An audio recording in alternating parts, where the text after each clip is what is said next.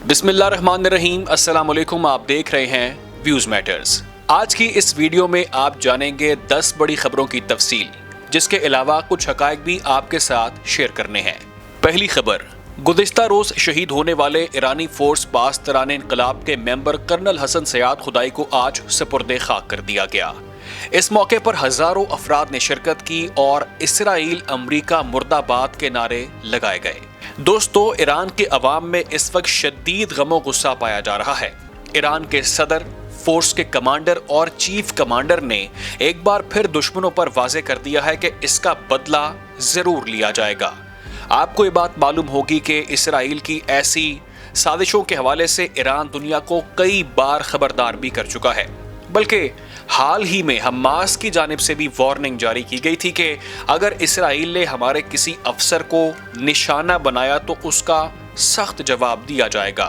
दूसरी खबर है ईरान के सदर इब्राहिम रईसी के दौरे ओमान के हवाले से। इस दौरे को एक बहुत ही अहम दौरा तस्वुर किया जा रहा था, जिसकी तमाम तर तफसीलात अब सामने आ चुकी हैं। नाजरीन, ये दौरा इतवार के रोज ओमान के सुल्तान की दावत पर किया गया था। ईरानी सदर एक रोजा दौरा मुकम्मल करने के बाद गुज़िश्ता रोज वापस ईरान पहुंच चुके हैं। अगर इस दौरे की अहमियत की बात करें तो ईरान और ओमान के दरमियान बड़े मुआहदे हो चुके हैं, जिनमें सियासी, सफारती, इक़्तिसादी, सयाहती, नकलो हमल, साइंस, माहौलियात और खेल कूद के शोबों में 12 दस्तावेजात पर दस्तखत किए गए हैं। दोनों मुमालिक ने मुस्तकबिल में एक दूसरे का साथ देने का ऐलान किया है और मुश्किल वक्त में मिलकर चलने पर भी इत्तफाक किया गया है। चंद ही रोज पहले हमने आपको बताया था कि ईरान और ओमान ने गैस मुआहदे की बहाली का भी ऐलान कर दिया है। तमाम तर पाबंदियों के बावजूद ऐसे इक़दामात को इब्राहिम रईसी की बड़ी सफारती कामयाबी कहा जा रहा है। बढ़ते हैं तीसरी खबर की जानिब। बहरीन में सैकड़ों शिया अफराद हुकूमत के खिलाफ सड़कों पर निकल आए।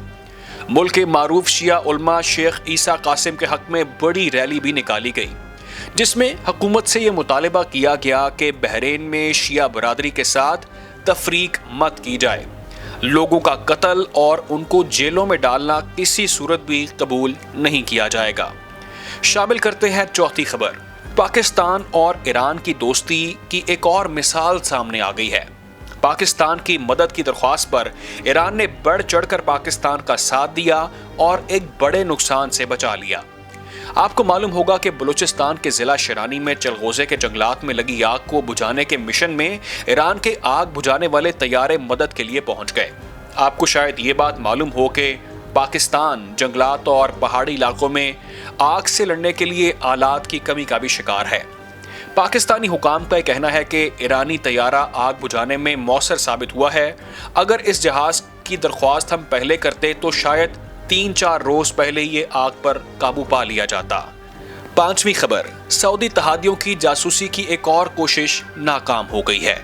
यमन के दारुल हुकूमत सना में यमन की मुसल्लह अफवाज ने सऊदी तहादियों के ड्रोन को जमीन से फिजा में मार करने वाले मिसाइल से तबाह कर दिया। जंगबंदी मुआहदे के बावजूद भी सऊदी तहादियों की जानिब से खिलाफ वर्जियां अब भी जारी हैं। यमनी अवाम के खिलाफ मुसल्लत करदा जंग के दौरान यमन की मुसल्लह अफवाज और अवामी रजाकार फोर्स की दिफाई ताकत और तवानाई में मुसलसल इजाफा हो रहा है। सऊदी अरब और मुत्तहिदा अरब अमारात के खिलाफ किए जाने वाले बड़े और तबाहकुन जवाबी हमले खुद यमनी फोर्सेस की तवानाइयों का मुंह बोलता सबूत हैं। अब बढ़ते हैं छठी खबर की जानिब। अमेरिका के फौजी अड्डे पर रॉकेटों से बड़ा हमला हो गया। कल की वीडियो में आपको बताया था कि इराक में तुर्की के फौजी अड्डे पर भी ड्रोन हमला किया गया, जिसमें 2 फौजी जान से चले गए। आज बगदाद एयरपोर्ट के करीब वाक़े अमेरिका के फौजी अड्डे विक्टोरिया पर कई रॉकेट फायर किए गए। अमेरिका का फौजी अड्डा विक्टोरिया एक अहम फौजी अड्डा है, जिसमें 1000 फौजियों के रहने की गुंजाइश है और ये अमेरिकी सफारत खाने के भी करीब है। विक्टोरिया छावनी में खतरे के सायरन बजने के बाद धमाकों की आवाज़ें सुनी गईं। ज़रा ये बताते हैं कि इसे अमेरिका को बड़ा नुकसान पहुंचा है, जिसे अमेरिका छुपा रहा है।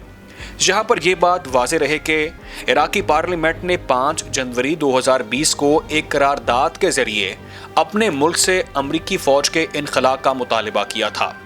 इराक की अक्सर सियासी जमातें और ग्रुप امریکی فوج کے انخلاء سے متعلق پارلیمنٹ کی منظور کردہ قرارداد پر عمل درآمد کا مطالبہ کر رہے ہیں اور ملک کی مزاحمتی تنظیموں نے واضح اعلان کیا ہوا ہے کہ جب تک امریکہ عراق میں موجود رہے گا انہیں نشانہ بنایا جاتا رہے گا۔ 7ویں خبر، اسرائیل کی جانب سے یہ دعویٰ کیا جا رہا ہے کہ حماس کا سیل گرفتار کر لیا گیا ہے جو بیت المقدس میں حملوں کی منصوبہ بندی کر رہا تھا۔ کل کی ویڈیو میں ہم نے آپ سے یہ ذکر کیا تھا کہ ایران نے اسرائیل کا ایک بڑا جاسوس نیٹ ورک پکڑ لیا ہے جو ملک مخالف منصوبہ بندی کر رہا تھا۔ رد عمل میں اسرائیل نے اپنی خفت مٹانے کے لیے حماس پر ایرانی سپورٹ کا الزام عائد کرتے ہوئے یہ دعویٰ کیا ہے کہ گرفتار افراد نے اسرائیلی اہداف اور شخصیات کو فائرنگ کا نشانہ بنانے کی منصوبہ بندی کر رکھی تھی۔ دوسری جانب فلسطینی تنظیم حماس نے اسرائیلی پولیس کے بیان پر فوری طور پر کوئی بھی بیان جاری نہیں کیا۔ آگے بڑھتے ہیں اور اب شامل کرتے ہیں 8ویں خبر۔ بھارت میں سائنسدان نے مبینہ طور پر سرکاری عمارت کی 7ویں منزل سے چھلانگ لگا کر اپنی جان کا خاتمہ کر لیا۔ پولیس حکام کا یہ کہنا ہے کہ سینئر سائنسدان کی جانب سے انتہائی قدم کیوں اٹھایا گیا، یہ قتل ہے یا خودکشی، اس کی تحقیقات ابھی کی جا رہی ہیں، مگر اس کیس پر قیاس رائیاں شروع ہو چکی ہیں۔ اس کی شفاف تحقیقات کا مطالبہ بھی کیا جا رہا ہے۔ یہاں پر واضح رہے کہ بھارت میں سرکاری افسران، خاص طور پر فوجی اہلکاروں کی خودکشی کی خبریں کافی بار سامنے آ چکی ہیں۔ 9ویں خبر، بھارتی جماعت بی جے پی کے وزراء اعلیٰ نے مسلم مخالف اقدامات کو کارنامہ قرار دے دیا ہے۔ آر ایس ایس کی ایک تقریب کے دوران بی جے پی کی حکومت والی مختلف ریاستوں کے وزراء اعلیٰ نے مسلم مخالف پالیسیوں اور اقدامات پر فخر کیا اور مسلم دشمنی پر مبنی کارروائیوں کو اپنے اپنے کارنامے کے طور پر پیش کیا۔ جواب میں مسلم رہنماؤں کی جانب سے اس پر سخت رد عمل سامنے آیا ہے اور بی جے پی کی نفرت پر مبنی کارناموں کی ایک لسٹ پیش کر دی گئی ہے۔ شامل کرتے ہیں 10ویں اور آخری خبر۔ امریکی صدر جو بائیڈن نے چین کے مقابلے پر انڈو پیسیفک تجارتی نیٹ ورک بنانے کا اعلان کر دیا ہے، جس میں ابتدائی طور پر بھارت اور جاپان سمیت 13 ممالک شامل ہیں۔ تاہم اس معاہدے کے مؤثر ہونے کے حوالے سے بہت سے سوالات اٹھ رہے ہیں۔ امریکہ کے صدر جو بائیڈن کے مطابق یہ فریم ورک خطے میں ہمارے قریبی دوستوں اور شراکت داروں کے ساتھ اقتصادی مسابقت کو یقینی بنانے کے لیے درپیش اہم چیلنجز کے خلاف کام کرنے کا ایک عزم ہے۔ IPEF نامی اس اتحاد کا مقصد امریکی اتحادیوں کو ایشیا میں چین کے بڑھتے ہوئے تجارتی کردار کا متبادل فراہم کرنا ہے۔